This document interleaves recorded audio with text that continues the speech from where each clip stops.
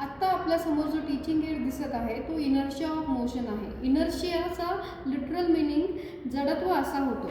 जडत्व म्हणजे एखादी वस्तू तिच्या वर्तमान स्थितीला बदलत नाही.